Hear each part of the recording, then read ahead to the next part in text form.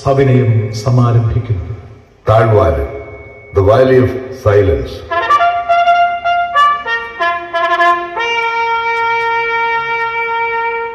നാടകത്തെക്കുറിച്ച് ലോകത്തെവിടെയുമുള്ള ഭീകരവാദത്തെയാണ് ഈ നാടകം അഭിസംബോധന ചെയ്യുന്നത്. എല്ലാ യുദ്ധങ്ങളും കലാപങ്ങളും വിലാപങ്ങളിൽ അവസാനിക്കുമ്പോൾ അവശേഷിക്കുന്നത് ഉറ്റവരും ഉടയവരും നഷ്ടപ്പെട്ട പ്രതീക്ഷയറ്റ കുറെ ജീവിതങ്ങൾ. വേട്ടക്കാർ ഇപ്പോഴും പല രൂപങ്ങളിൽ ഭാവങ്ങളിൽ നമുക്കിടയിലുണ്ട്. കലാപങ്ങളിൽ വെന്തുരുകുന്ന പാവം കുരുന്ന് ജീവിതങ്ങൾക്ക് മുന്നിൽ ഞങ്ങൾ ഈ നാടകം സമർപ്പിക്കുന്നു. വ്യത്യസ്ത ദേശങ്ങളും ഭാഷയും നാടക പശ്ചാത്തലമായി വരുന്നത് കൊണ്ട് തന്നെ നാടക സംവേദനം സുഗമമാക്കാൻ പൊതു നാടക ഭാഷയായി മലയാളം സ്വീകരിക്കുന്നു.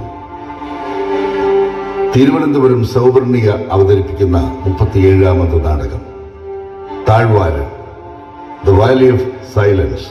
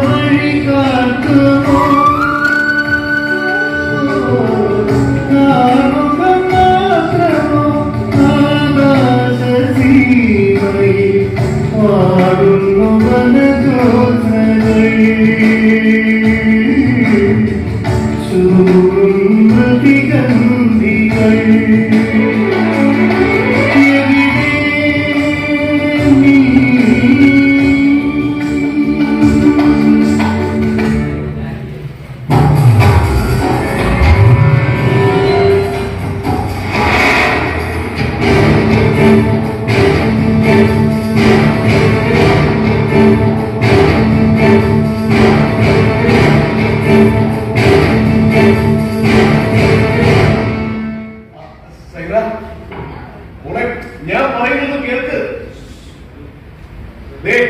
ടൂറെന്ന് പറഞ്ഞ അവിടെ കറങ്ങിടക്കാൻ ഞാൻ സമ്മതിക്കില്ല. പിന്നെ നിനക്കെങ്ങനെ പോകണമെന്ന് നിർബന്ധമാണെങ്കിൽ നീ ഉമ്മയെ വിളിച്ചോണ്ട് പോ. കോളേജ് ടൂറായാലും എന്തായാലും ഒന്നുകൂടെ വാപ്പയല്ലേ പറയുന്നേ. വേണ്ട, ഇനി ഞാൻ പറഞ്ഞ അങ്ങോട്ട് കേട്ടാ മതി. നിനക്കറിയും നിന്റെ നിക്കാതിന് നീ എത്ര ദിവസമാണ്?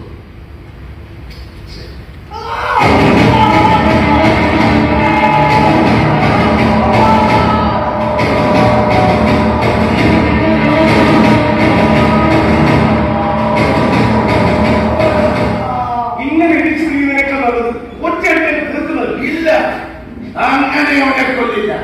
ഇഞ്ചിഞ്ചായി ഒരു ഇന്ത്യൻ പട്ടിയുടെ നിലവിളി കേട്ട് ഉണരുക, ഉരുളുക, അതൊരു സുഖമല്ലേ കാണില്ല. അല്ല, ഇവരുടെ നിലവിളി കുറച്ച് കേട്ടാൽ ഇവിടെ ഈ അതിർത്തി ഗ്രാമത്തിൽ ആരും കേൾക്കാം. ഈ താഴ്വാരവും മഞ്ഞുമലകളും അല്ലാതെ. എന്തായാലും പറഞ്ഞതനുസരിച്ച് രണ്ടുപേരെയും ഞാൻ എത്തിച്ചു. എന്റെ വാക്ക് ഞാൻ പാലിച്ചു. ഇനി നമ്മൾ തമ്മിലുള്ള ടീം അത് പറഞ്ഞു. അതൊന്ന് ക്ലിയർ ചെയ്താൽ എനിക്കൊരു പോകാമായി. നാളെ തൊപ്പി തെറിച്ചാലും ജീവിക്കണമല്ലോ. മതമല്ല, പണം. പണമാണ് എനിക്ക് വേണ്ടത്.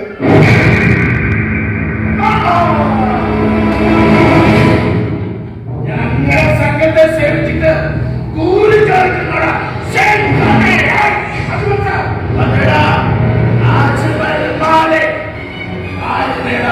ഞങ്ങൾ ഏത് മാർഗവും സ്വീകരിക്കും. അവിടെ നീ ഞങ്ങൾക്ക് ഒരു ഉപകരണം മാത്രം.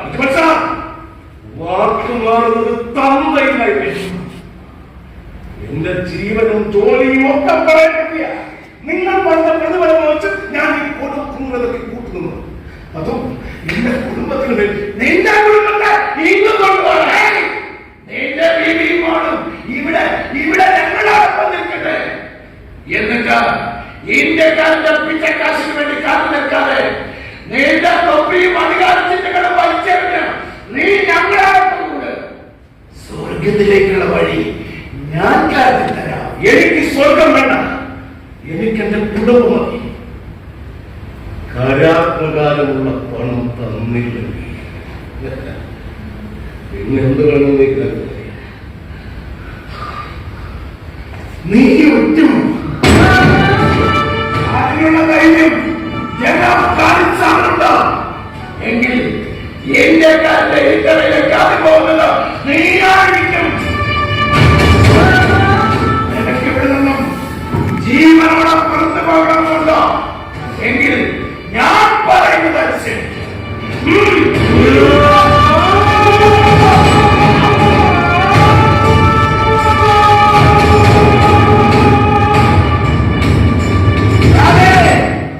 എന്റെ കൈകൾ ശുദ്ധമാണ്, എന്റെ കൈകളിൽ ചോര വീണിട്ടില്ല എന്ന് ഈ ലോകത്തോട് വിളിച്ചു പറഞ്ഞ ഞങ്ങളെ ഒറ്റുകൊടുക്കാൻ നിന്നെ ഞാൻ സമ്മതിക്കില്ല.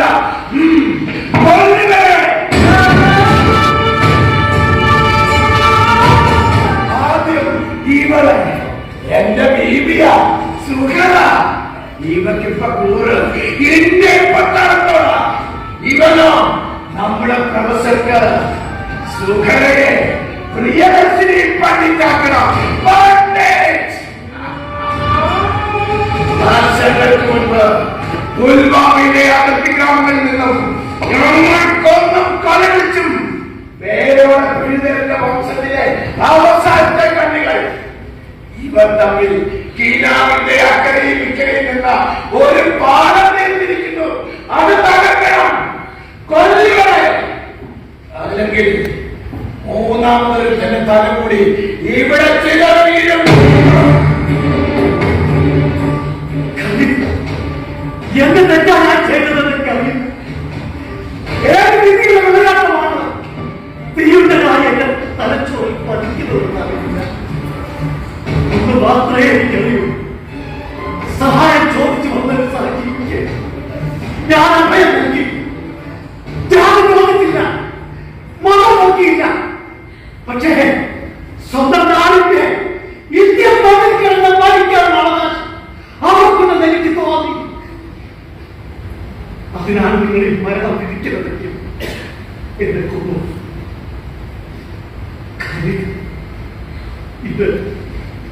ഇതെന്റെയും നിന്റെയും മണ്ണല്ല.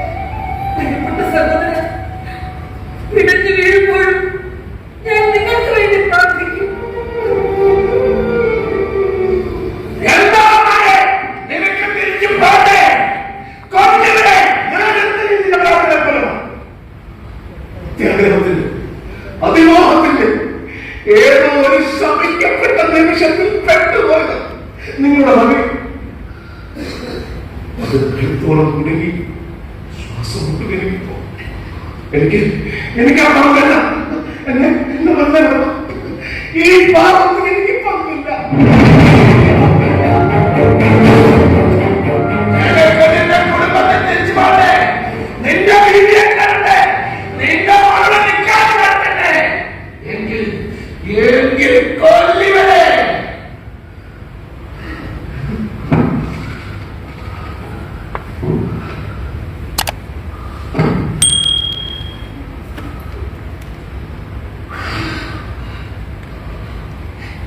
പ്രിയപ്പെട്ട കാര്യം, നിങ്ങളെ കൊന്നോളൂ. പക്ഷെ എനിക്ക് വേണ്ടി ഉപകാരം ചെയ്യണം.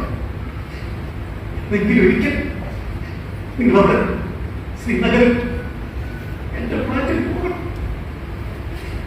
എന്റെ നൈയെ കാണണം. നിങ്ങളെ കണ്ടു ഞാൻ തിരിച്ചു ഒരിക്കലും വേദനിക്കാൻ പാടില്ലാത്ത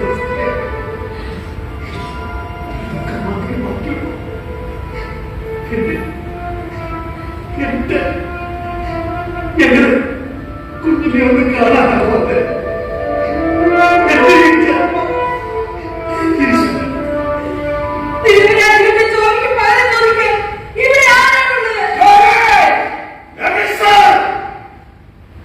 നിങ്ങളുടെ ഭാര്യ പ്രസവി, നിങ്ങൾ ആ കുഞ്ഞിനെത്താം. ഇതെന്റെ ഇതുവരെ ചെയ്തു കൂട്ടിയ മഹാപരാധങ്ങൾക്കുള്ള പ്രായശ്ചിത്തമാകട്ടെ ഇനിയുള്ള എന്റെ ജീവിതം.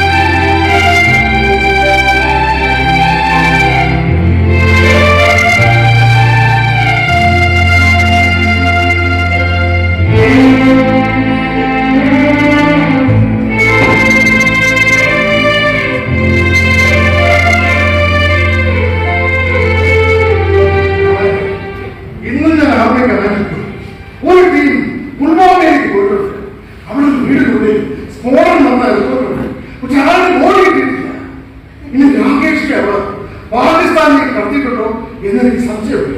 വേണ്ട പപ്പ, ഇനി ആരും രാകേഷ് അന്വേഷിക്കണ്ട. അവൻ വരും. ഇത് കണ്ട് ഞാൻ തുല്യത്തെ ഷോളിൽ ഇതുപോലെ 100 കാശ്മീരി ഷോളിൽ നിന്നു. 100ാമത്തെ ഷോൾ തുന്നി തീർക്കുന്ന ദിവസം അവൻ വരും. അന്ന് അവന് സമ്മാനമായി ഞാൻ എന്താ നൽകാമെന്ന് അതൊക്കെ അറിയോ? എനിക്ക് ഉദരത്തിൽ വളരുന്ന കുഞ്ഞിനെ. അപ്പോ അസ്തമയ സൂര്യനെ ചുവപ്പ് കൊണ്ട് അവനെ നെറ്റിയിൽ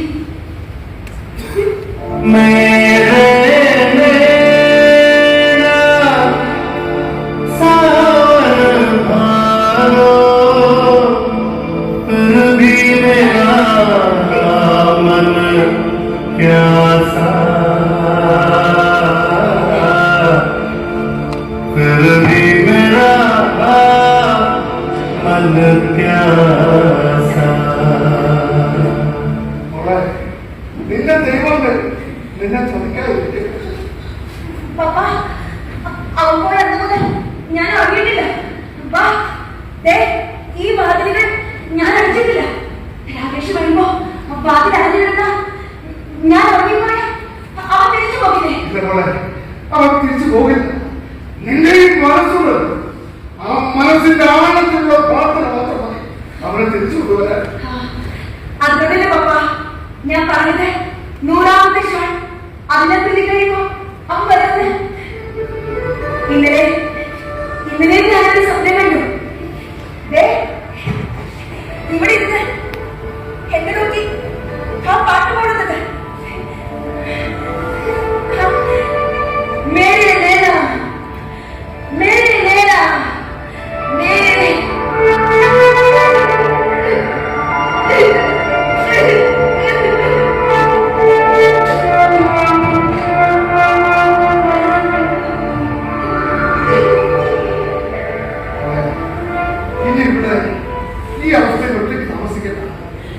ഒപ്പം മടങ്ങി പോകുമ്പോ നീ വേണം. നമുക്ക് പോണം എന്റെ നാട്ടിലേക്ക്. അവിടെ ഒരു വീട് കിട്ടുന്നുണ്ട് പപ്പയുടെ. അല്ല, എന്റെ മോക്ക് വേണ്ടി പപ്പ മാറ്റിവെച്ച സമ്പാദ്യം. വേണ്ട പപ്പ, ഞാൻ വരില്ല. അത് അവർ കൊടുത്തേക്ക്. പപ്പയുടെ മക്കൾക്ക്, എന്റെ സഹോദരങ്ങൾക്ക്. ഞാനിവിടെ ഇങ്ങനെ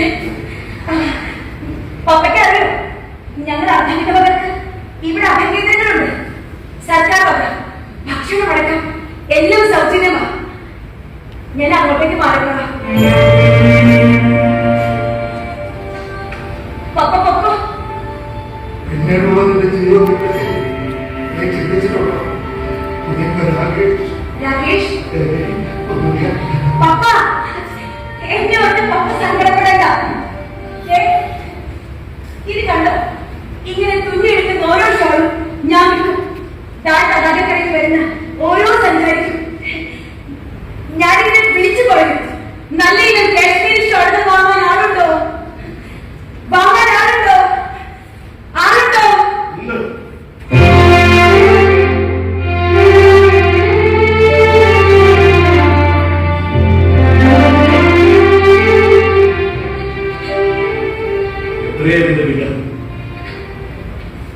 എന്റെ രാകേഷിന്റെ ജീവന്റെ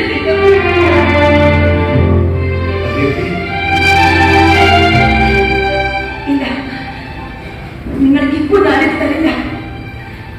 എന്റെ രാകേഷിനെ തിരിച്ചു കൊണ്ടുവരുന്ന ദിവസം നിങ്ങൾക്ക് ഞാനൊരു ഷോൾ തരും. അതിന് വില വേണ്ട. കാരണം നിങ്ങൾ തരുന്നത് എനിക്ക് വിലമതിക്കാനാകാത്ത എന്റെ ജീവന്റെ ഭാവി.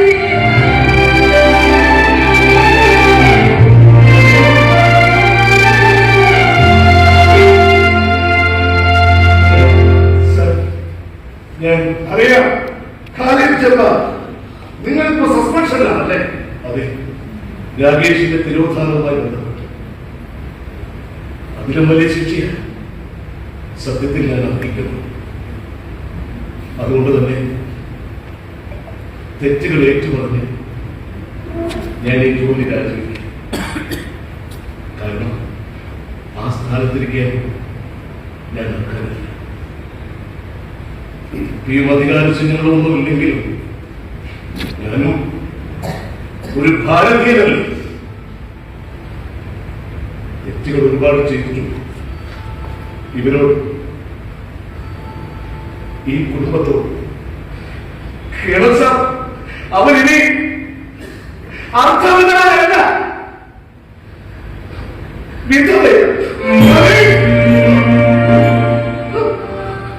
അയാളെ മാത്രം രക്ഷപ്പെടുത്താൻ പറ്റിയില്ല. അവസാന നിമിഷം രാകേഷ് എന്നോട് സംസാരിച്ചു. ഇവിടെ വന്നു അയാളുടെ ഭാര്യയോട് നേരൊരു സന്ദേശം കൈമാറുന്നു. ഈ സമയങ്ങളിൽ അവർ സന്തോഷത്തോടെ ഇരിക്കണം. ഒരിക്കലകൾ തിരിച്ചു വരിക. ഒരിക്കലും തിരിച്ചു വരാത്ത ഒരാളെ കുറിച്ച് എങ്ങനെ എന്റെ പൊന്നുമോളുടെ മനസ്സിൽ അങ്ങനെ തന്നെ ഇരിക്കട്ടെ. അവൻ തിരിച്ചു വരും. ഇതുകൂടി അറിഞ്ഞാൽ പിന്നെ ഒരിക്കലും അവൾ സാധാരണ ജീവിതത്തിലേക്ക് മടങ്ങി വരില്ല. ഉറക്കവും സമാധാനം നഷ്ടപ്പെട്ട എന്റെ പൊന്നുമോളുടെ ഇപ്പോഴത്തെ മാനസികാവസ്ഥ എങ്ങനെയാണ് നിങ്ങളോട് പറഞ്ഞ് മനസ്സിലാക്കുക?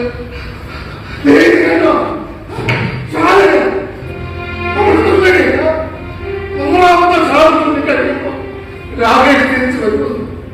സുഹൃത്തെ, അവൾ നീങ്ങുന്നത് ഷോളുകളല്ല, ഒരു സ്വപ്നമാണ്. ആ സ്വപ്നം അങ്ങനെ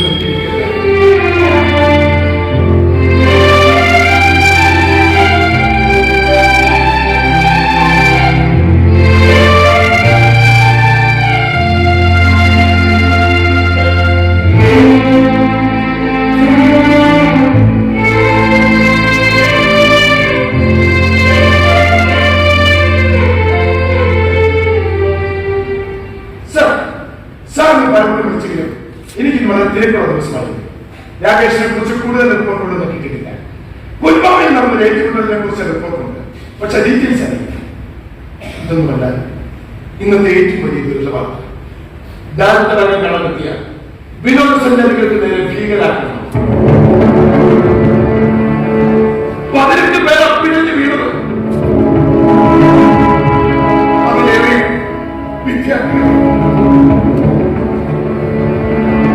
വിദ്യാർത്ഥികൾ പറയുമ്പോൾ ജമ്മു സർവകലാശാലയിൽ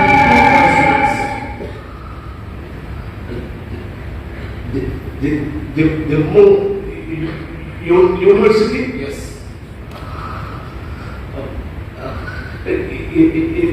ഇൻഫർമേഷൻ അതെ.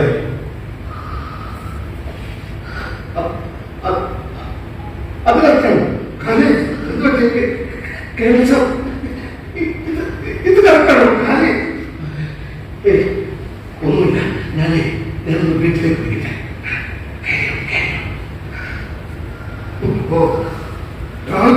വീണ്ടും ചുവന്നല്ലേ? അതെ, ആ പാവം കുട്ടികളുടെ ചോരമുണ്ട്. ഈ ക്രൂരതയ്ക്ക് തോക്കുവിട്ടത് പിന്നെ എങ്ങനെ ഒന്നില്ലേ? കൊന്നില്ലേ? കൊന്നു. 7-5 ഭീകരരെ ബാക്കിയുള്ളവരും രക്ഷപ്പെടരുത്. നമ്മുടെ നാടിന്റെ തലയ്ക്ക് കാശ്മീരിന്റെ വിലയിൽ നിന്ന് തലയെടുക്കണം. അതായിരിക്കണം എന്തിനാണ്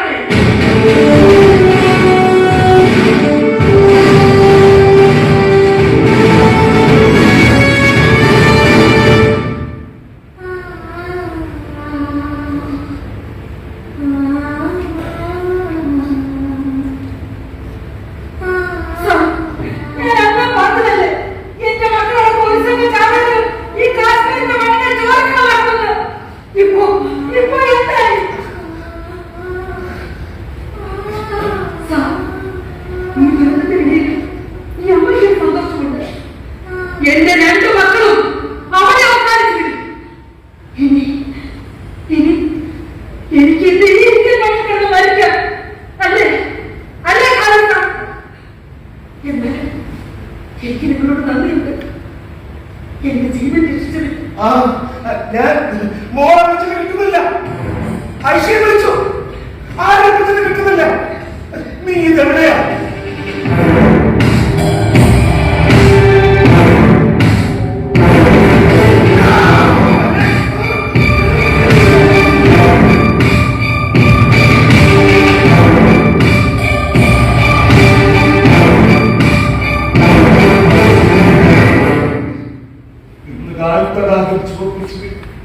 എന്റെ ചോദ്യം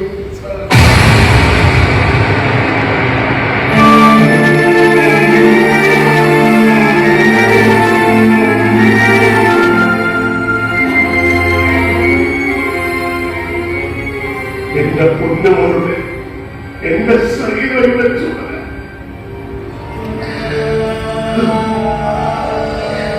ശിക്ഷിക്കുക.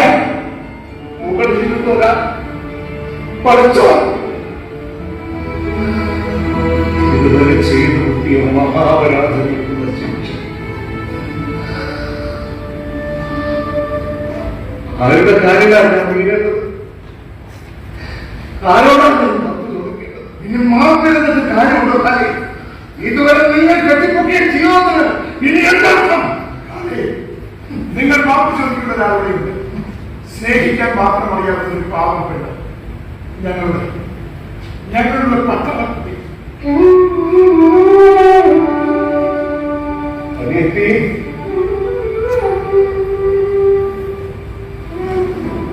എന്റെ പൊന്നുപോലുള്ള മയ്യത്തെടുക്കുമ്പോ മനസ്സുണ്ടെങ്കിലും വേണം ഞാൻ കഴിച്ചുള്ളത്. അവൾക്ക് പകരമായി എനിക്ക് ഇവിടെ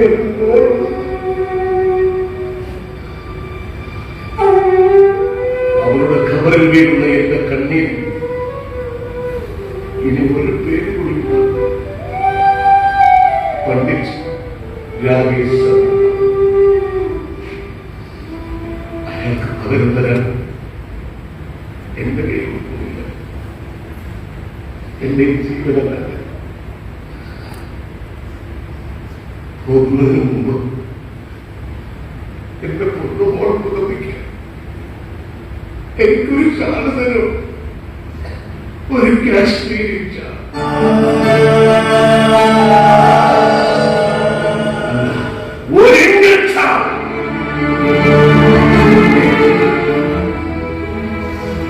എന്റെ ഹൃദയം കൊണ്ട് തുന്നുന്ന ശാലിന് എന്റെ മോളുടെ ജീവന്റെ വിലയാണ്. അത് മതിയാവില്ല. ഇല്ലെങ്കിൽ എന്റെ ജീവനൊക്കെ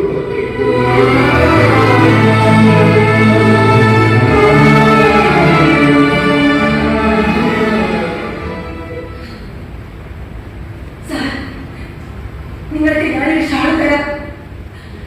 ആരുടെയും ജീവന് പകരമാകില്ലല്ലോ ഒന്നും.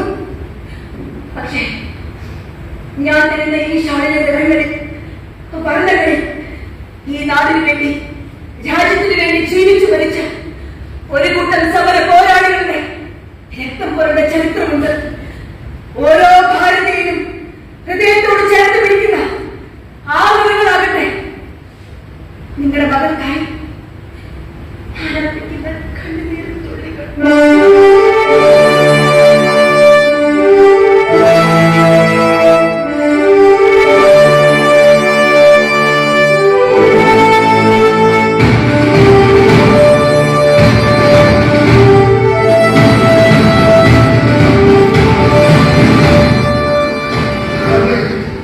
നിങ്ങളുടെ മകളുടെ അവസാന യാത്രയ്ക്ക് ഇതിനും വലിയൊരു യാത്ര മുന്നിലെടുത്തു. ഇരകള ഇവിടെ നിൽക്കുന്ന ഓരോരുത്തരും അവസാനം നിങ്ങളുടെ മകളും എല്ലാ യുദ്ധങ്ങളും കലാപങ്ങളും അവശേഷിപ്പിക്കുന്നത് എന്നെപ്പോലുള്ളവരെയാണ്.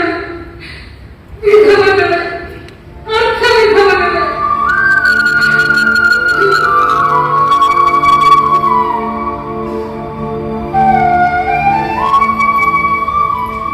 ഇത് ഉയർത്തിപ്പിടിക്കാനുള്ള അർഹത എനിക്കുണ്ടോ എന്നറിയില്ല. പക്ഷെ എന്നും എന്നും ഇത് ഉയർത്തിപ്പിടിക്കേണ്ടത് നിങ്ങളാണ്. ഈ നാടിന്റെ കാലം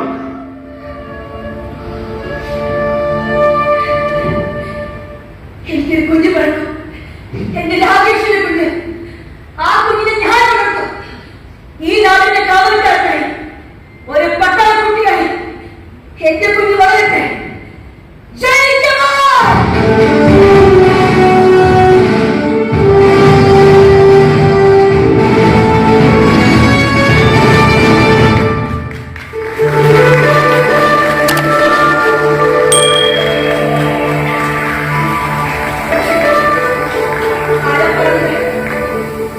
എന്റെ രാജേശ്വരിക്കും തിരിച്ചു വരുന്നത് അവൻ വരും.